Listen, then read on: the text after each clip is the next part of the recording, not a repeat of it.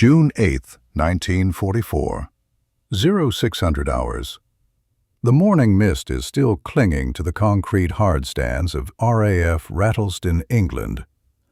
Under the massive, looming left wing of a B-17G Flying Fortress, Technical Sergeant Robert Orlowski is not sleeping.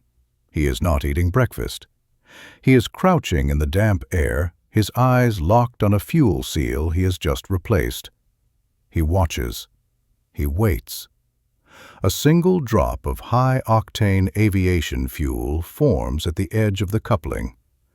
It hangs there for a second, shimmering in the weak morning light, before falling to the tarmac. To anyone else, it's just a drop of fuel. To Orlowski, it is a potential death sentence. In exactly 12 hours, this 30-ton machine would be carrying 10 living, breathing men into the freezing hell over occupied France. 10 men with families. 10 men whose lives depend entirely on the integrity of that seal. If that fuel leaks at 25,000 feet, the engine could starve. If it leaks onto a hot turbocharger, the wing could disintegrate in a ball of fire before the German fighters even show up. Orlowski is 26 years old. He has spent 3 years as an aircraft mechanic. He has 0 combat missions in his logbook. He doesn't pull the trigger. He doesn't drop the bombs. But he knows the statistics better than anyone.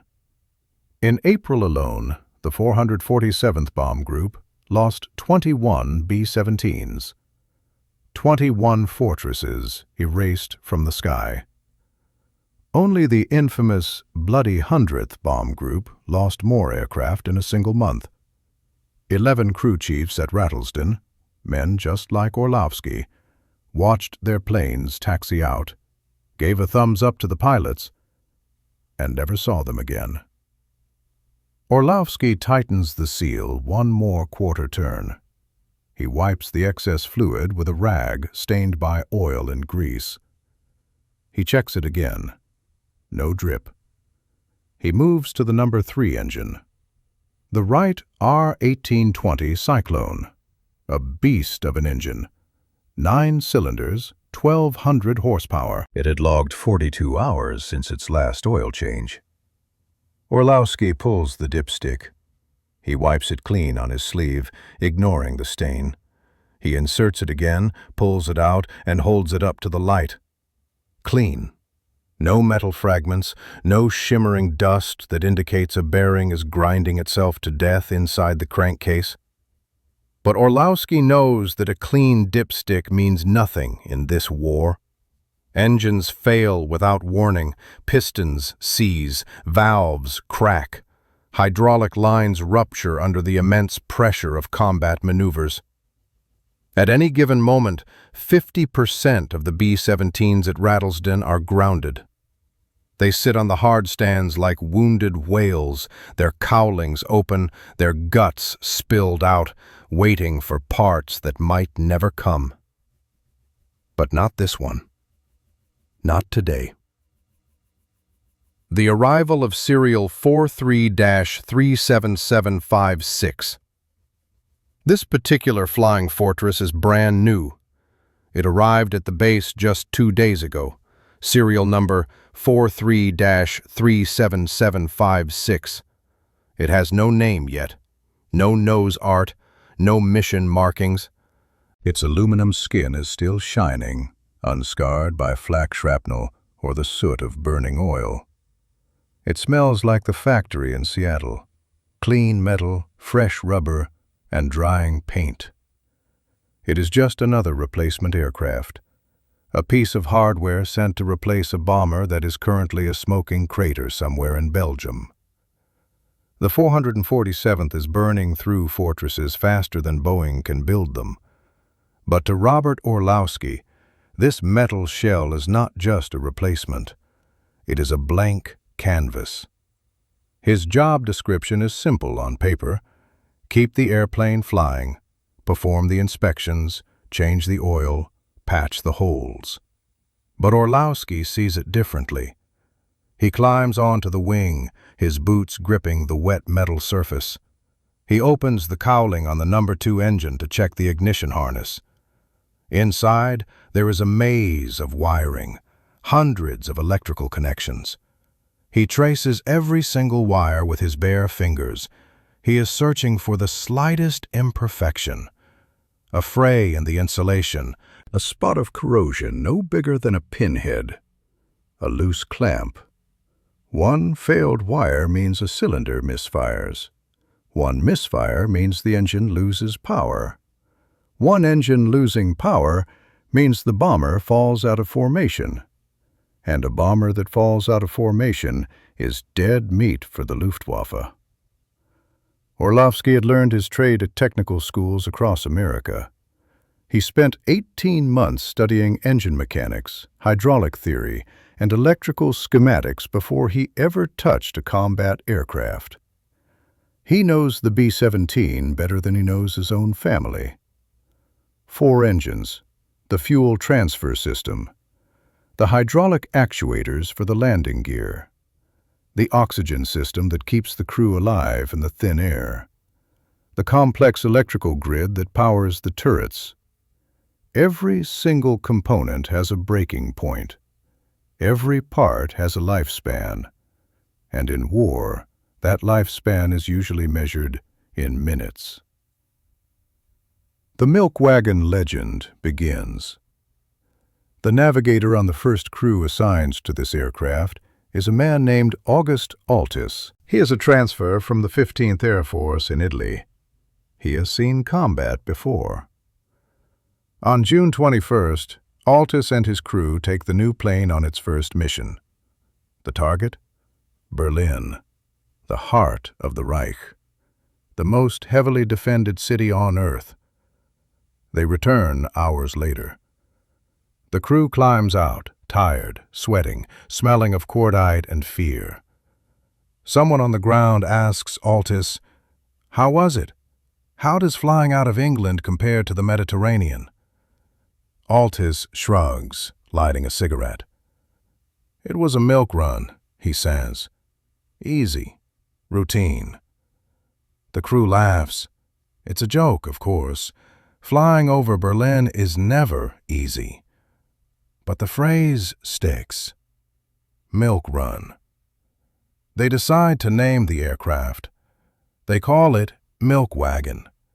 They paint a ridiculous cartoon on the nose of this deadly war machine, a friendly, smiling cow standing right between the words milk and wagon. For every mission the fortress completes, they decide they won't paint bombs like everyone else.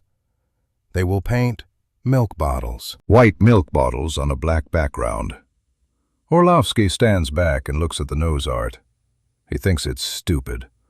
A cartoon cow on a machine designed to level cities? It looks ridiculous. It lacks the aggression of names like Murder, Inc. or Hell's Angels. But the name doesn't matter. The machine matters. And now this silly cartoon cow is his responsibility. He climbs down from the wing. The morning briefing is about to start. The armorers are arriving with carts of heavy explosives. 5,000 rounds of .50 caliber ammunition for the machine guns, 2,500 pounds of high explosive bombs, 2,400 gallons of volatile aviation fuel. Orlowski walks around the fortress one last time, the pre-flight walk-around. He checks the landing gear struts. Are they compressed correctly? He checks the tire pressure. A blown tire on takeoff with a full bomb load means a fireball. He inspects the brake lines. He moves the control surfaces, ailerons, elevators, rudder. They move smoothly, silent, and deadly. He knows the numbers. He knows that B-17s average 30 accidents for every 100,000 flight hours.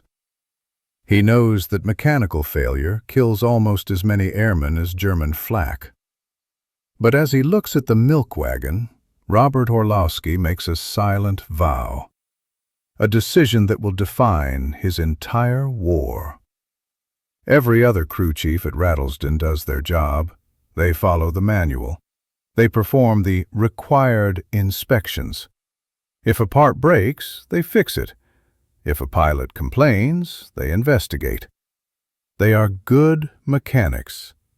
They are doing what they are told. Orlowski decides he will do more. He will not wait for parts to break. He will not trust the manual's service intervals. He will inspect every system before every mission, regardless of whether it needs it or not.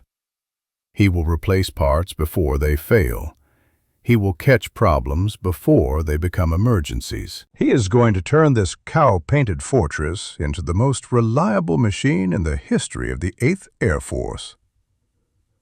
The first test, July 19, 1944. July 19, 1944. The milk wagon is scheduled to fly deep into Germany. The target? A synthetic oil plant. A high-priority target defended by hundreds of anti-aircraft guns. The morning starts with chaos. On the flight line, engines are coughing and sputtering. 3 other B-17s at Rattlesden abort before they even reach the runway. Mechanical problems, fouled spark plugs, leaking magnetos. The rest of the group takes off, but the attrition continues. By noon, 2 more bombers turn back over the English Channel. One has a runaway propeller. The other has a hydraulic failure that has drained its fluid. Orlowski stands on the hard stand, watching the sky. He sees the aborting planes return. He sees the frustration on the faces of the crews. He knows those crew chiefs. They are skilled men, but their fortresses failed them today. Milk wagon took off at 07:30. Orlowski waits. 8 hours pass. The sun moves across the sky. Finally, the drone of engines returns. The formation appears. Orlowski counts the tails. There she is. Milk wagon touches down. The tires screech against the runway. She taxis to the hard stand and shuts down. The props spin to a halt. The crew climbs out. Orlowski rushes to the pilot. "Any squawks? Any issues?" The pilot shakes his head. "She flew like a dream, Chief. Nothing." No mechanical problems. No system failures. No abort. One mission complete. One white milk bottle is painted on the fuselage. Orlowski doesn't celebrate. He goes to work.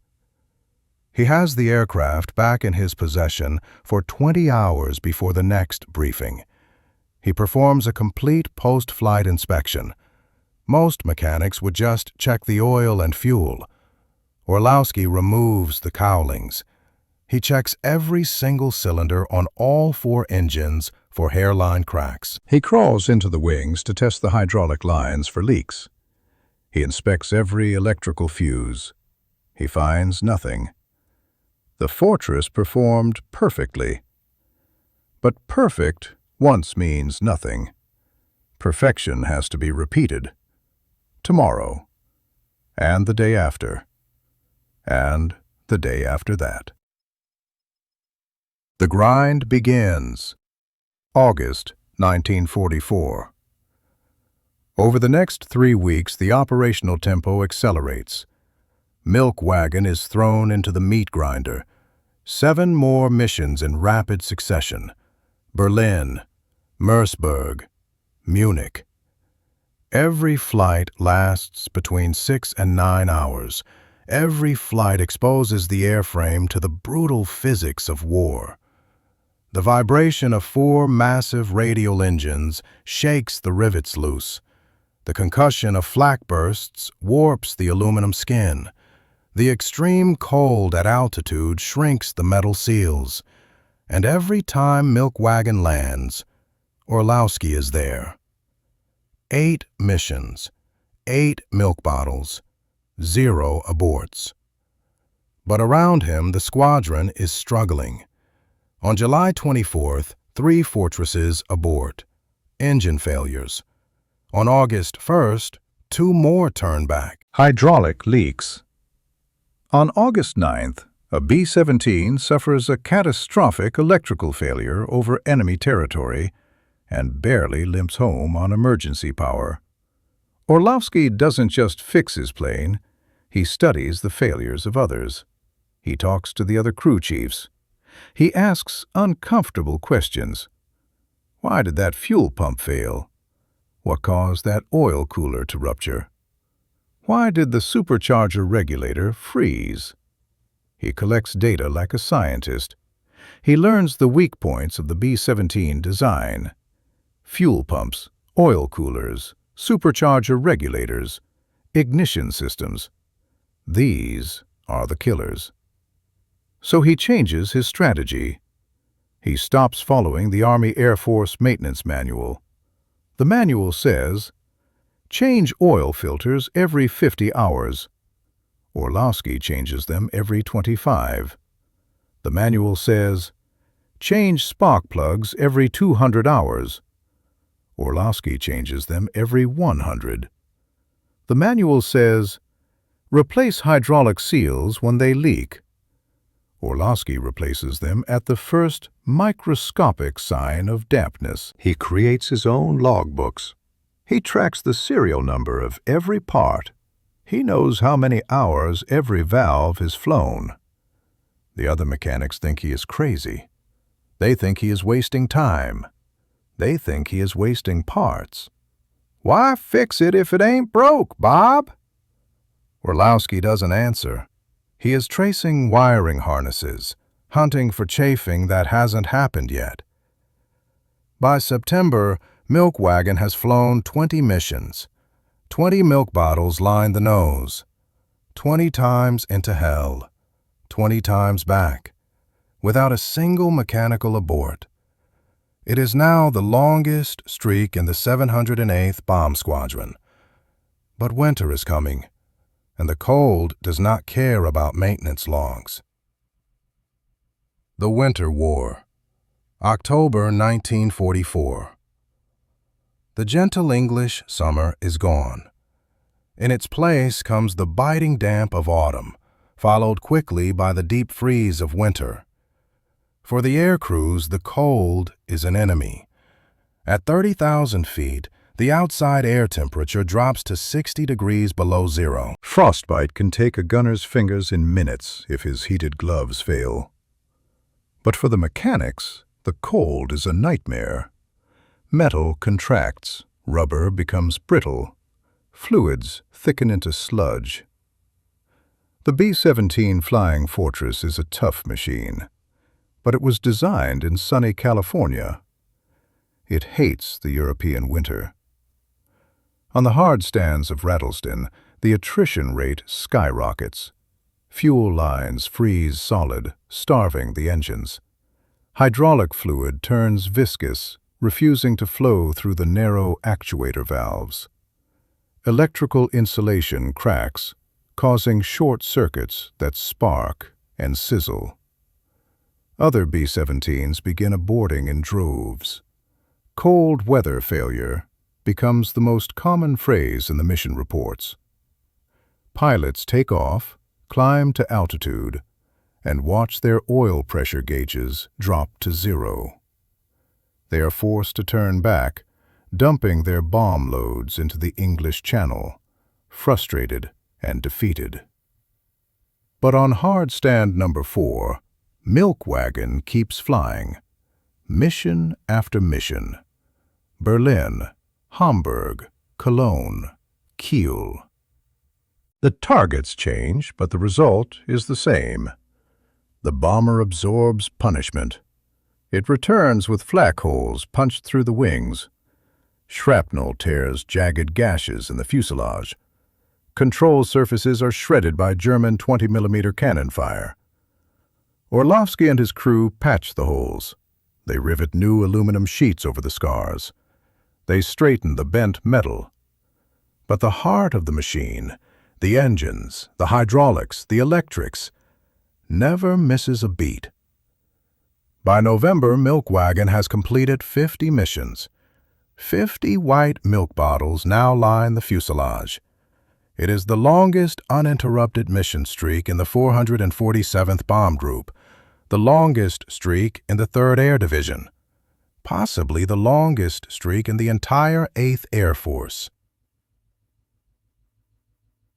The interrogation. The anomaly catches the attention of the brass. Orlowski receives orders to report to the group engineering officer. He walks to headquarters, his boots crunching on the frost. His stomach is tight.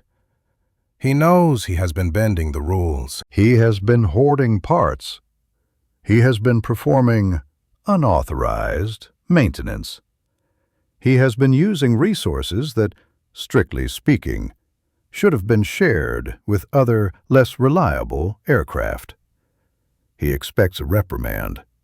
He expects to be told to stop wasting time and parts. He stands at attention before the officer's desk. The engineering officer looks at the maintenance logs. Then he looks at Orlowski. "Sergeant," the officer says, "how are you doing it?" It's not an accusation. It's a genuine question. Orlowski explains his philosophy. He explains the pre-mission inspections that go far beyond the technical manual. He explains the preventative replacement of parts before they fail. He explains that he treats the aircraft as if he were flying in it himself. The officer listens in silence. He nods. He does not order Orlowski to change his methods. He does not criticize the extra maintenance.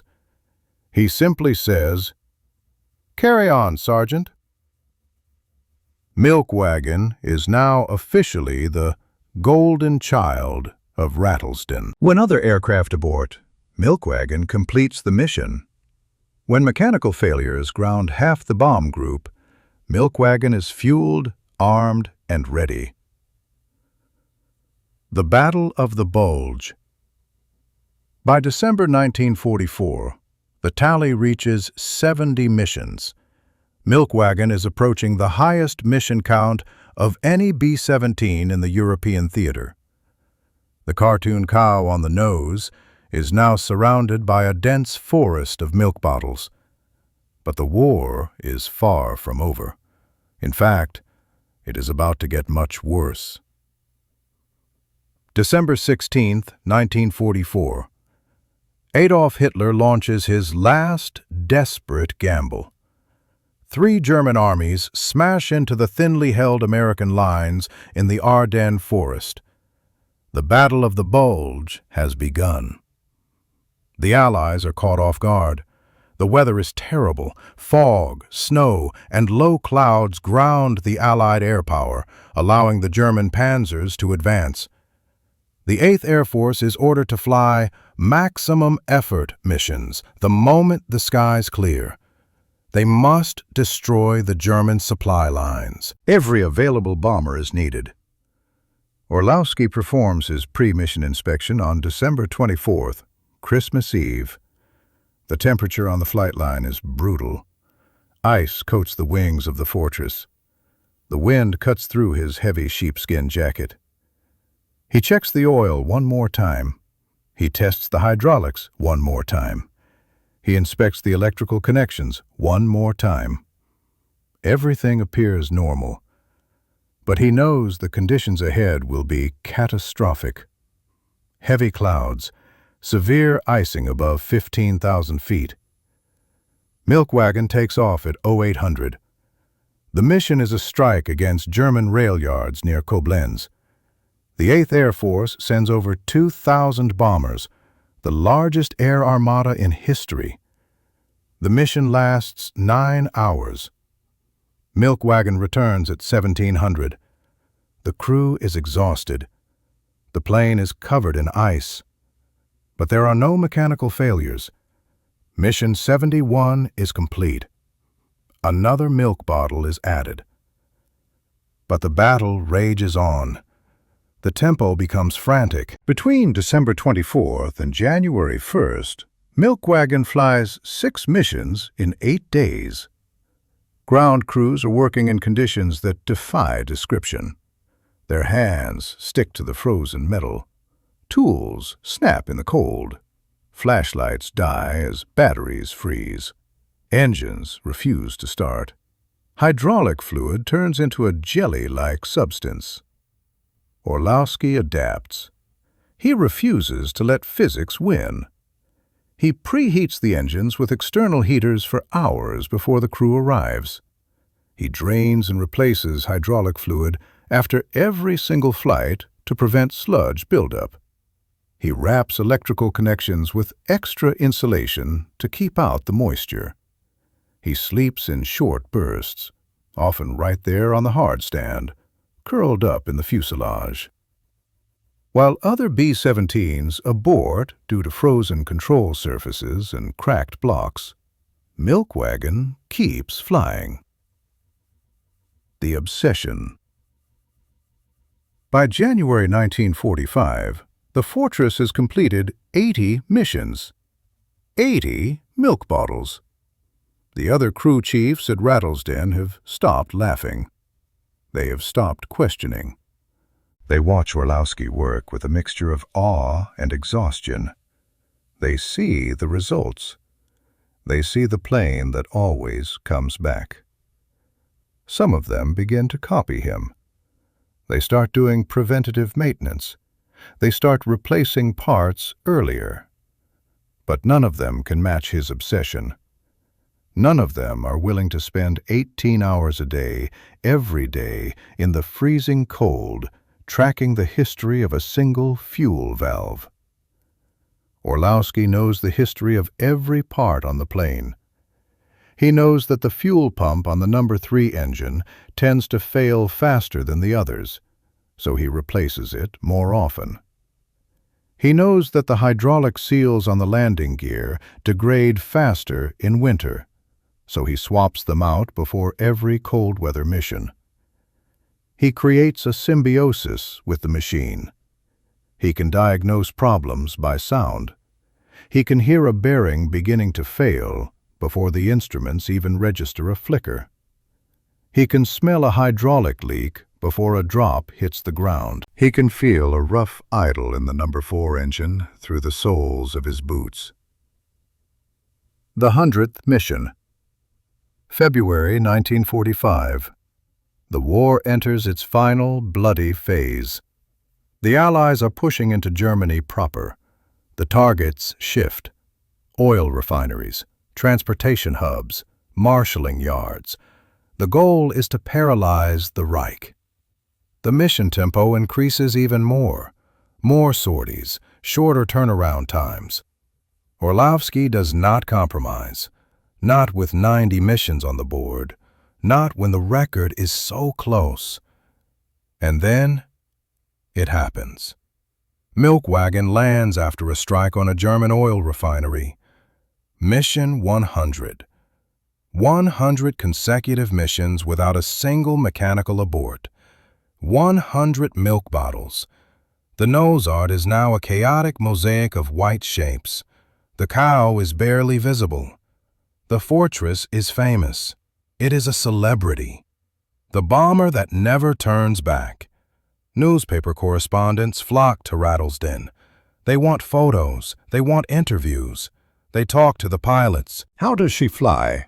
They talk to the navigators. Is she lucky? They talk to the gunners. Have you seen much flak? The flight crews are generous. They praise the airplane. They call it a good ship. They talk about luck. But none of the journalists interview Robert Orlowski. None of them ask the quiet man with the grease-stained hands how he managed to defy the laws of probability for 8 months straight. And Orlowski prefers it that way. He is not a hero. He is not flying through the flak. He is just a mechanic. He stands in the background of the press photos, watching, checking the engines with his eyes, listening for leaks. But the Army notices. On March 15, 1945, Orlowski is ordered to wear his Class A uniform. He stands in formation. The group commander reads a citation. Bronze Star Medal for exceptionally meritorious service for maintaining B-17G serial number 43-37756 through over 100 combat missions without a single mechanical failure. The medal is pinned to his chest, a ribbon of red and blue. The ceremony lasts 10 minutes. Photographs are taken, hands are shaken. And then, Technical Sergeant Robert Orlowski turns around, walks back to the flight line, changes into his coveralls, and picks up his wrench. Milk Wagon is flying tomorrow, and the number 2 engine needs a spark plug check. The End of the Reich, April 1945. The Third Reich is collapsing. Soviet armies are storming Berlin. American and British forces have crossed the Rhine and are racing across Germany. The Luftwaffe has almost ceased to exist. The 8th Air Force is running out of strategic targets. There are no more oil refineries to bomb, no more ball-bearing factories. The missions shift to tactical support, marshalling yards, railway junctions, anything to stop the movement of German troops. By mid-April, Milk Wagon has flown 120 missions. The aluminum skin is tired. The engines have been replaced multiple times. The airframe has endured stresses far beyond its design limits, but it keeps flying. April 19, 1945. Mission 128. A strike against a marshalling yard at Ingolstadt, Germany. The resistance is light. A few flak bursts, inaccurate and sporadic. No fighters. The bomber returns without a scratch. 2 days later, April 21st, Mission 129. The target is Ingolstadt again. The rail traffic is still moving, and the Allies want it stopped permanently. Orlowski performs his pre-flight inspection at 0500. It is a routine he has performed 129 times.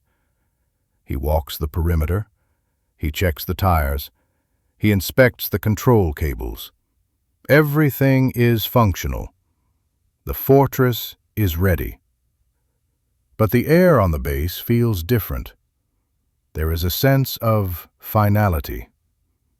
The news from the front is electric. The war could end any day. This might be the last time. Milk Wagon takes off at 07:15. It climbs into the spring sky, joining the formation. Orlowski watches it go. He stands on the hard stand until the drone of the engines fades into silence. The mission is uneventful. The bombs drop. The target is destroyed. The formation turns for home. By noon, the fortress is back at Rattlesden. The wheels touch the runway. The brakes hiss. Mission 129 complete. No mechanical failures, no aborts. From the first mission in June 1944 to the last mission in April 1945, never once did it turn back. That afternoon, the order comes down from headquarters. The strategic bombing campaign is effectively over. Combat operations will continue until the official surrender, but the heavy lifting is done. Milk Wagon sits on the hard stand. 129 white milk bottles are painted on the fuselage. They stretch from the nose almost to the wing root. The cartoon cow is buried under the weight of history. It is the most successful B-17 in the 3rd Air Division, possibly the most reliable heavy bomber in the entire European theater of operations. Orlowski continues his maintenance. He checks the oil, he inspects the hydraulics, He keeps the aircraft ready for Mission 130. But Mission 130 never comes. The silence. May 7th, 1945. Germany surrenders. The war in Europe is over. The guns fall silent. The flak stops firing. The 447th Bomb Group stands down. The celebrations begin. Flares are fired into the night sky. Men shout and drink and cry. But on the flight line, it is quiet. The ground crews begin the work of demobilization. The bombers are no longer weapons of war. They are just airplanes again. Some fortresses will be scrapped right there in England, cut up for metal. Others will be flown back to the United States. Wagon is chosen to fly home. But Robert Orlowski will not be going with her. He is assigned to the ground echelon. He will return to America on a troop transport ship, crossing the Atlantic slowly, while his aircraft flies overhead. His war is over. His job is done. On July 9, 1945, Wagon taxis out for the last time at Rattlesden. The destination is Bradley Field, Connecticut. Orlowski watches the takeoff. He watches the plane he maintained for 13 months lift off the runway. He watches the landing gear retract, gear that never failed to extend. He listens to the engines that never missed a beat. He watches until the B-17 is just a speck in the western sky. And then he turns away. The Boneyard. Wagon arrives in the United States on July 9th. It is flown to South Plains Army Airfield in Texas. The crew climbs out. They walk away. The bomber is parked in a long line of other B-17s. The United States Army Air Forces has a surplus of aircraft. They have thousands of bombers and no war to fight. The decision is made. They don't need them. On November 21st, 1945, Wagon is sold to the Reconstruction Finance Corporation. It is flown to Kingman, Arizona. Kingman is a boneyard, a place where aluminum goes to die. Thousands of B-17s, B-24s, and P-51s sit in the desert sun, rows upon rows of heroic machines. Memphis Belle is saved. Shoo Shoo Baby is saved. But Wagon has no famous name. It has no movie deal. It is just a plane with a cartoon cow and a lot of milk bottles. In December 1945, the torch cutters arrive. They don't care about the record. They don't care about the 129 missions. They care about the high-grade aluminum.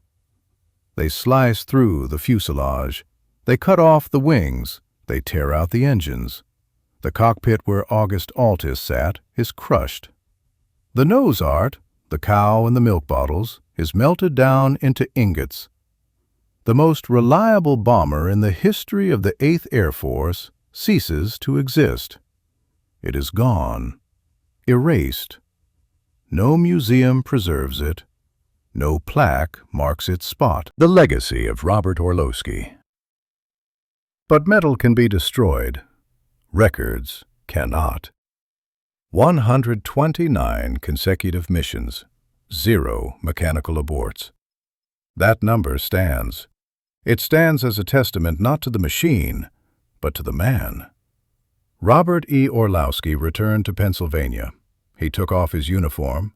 He put his Bronze Star in a drawer. He went back to work as a mechanic. He fixed cars. He fixed industrial equipment. He raised a family. He rarely spoke about the war. He didn't think he was special. "I just did my job," he would say.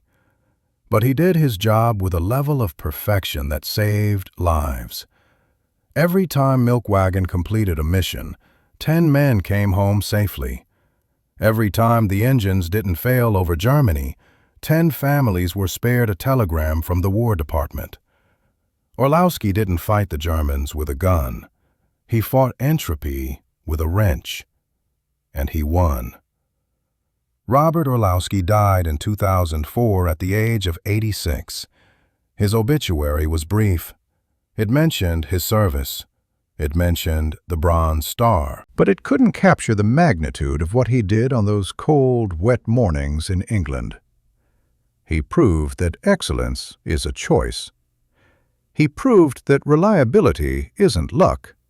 It's obsession. It's caring about the smallest seal, the tiniest wire, the faintest drop of oil.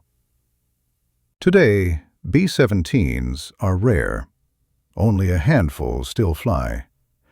But somewhere in the aluminum of a soda can, or the frame of a window, or the body of a car, maybe there is a molecule of milk wagon still existing.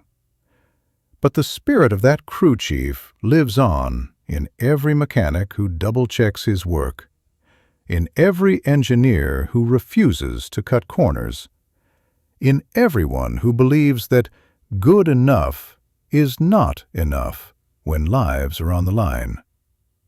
This was the story of the bomber that never failed, and the man who made it possible. This is Iron Witness. If you believe these stories deserve to be remembered, hit that like button. It helps us rescue history from the scrapyard. Subscribe for more untold stories of World War II. And tell us in the comments, do you have a family member who served in the ground crews? The men who kept 'em flying? We want to hear their stories. Thanks for watching, and remember, the war wasn't just won by pilots. It was won by the men with the wrenches.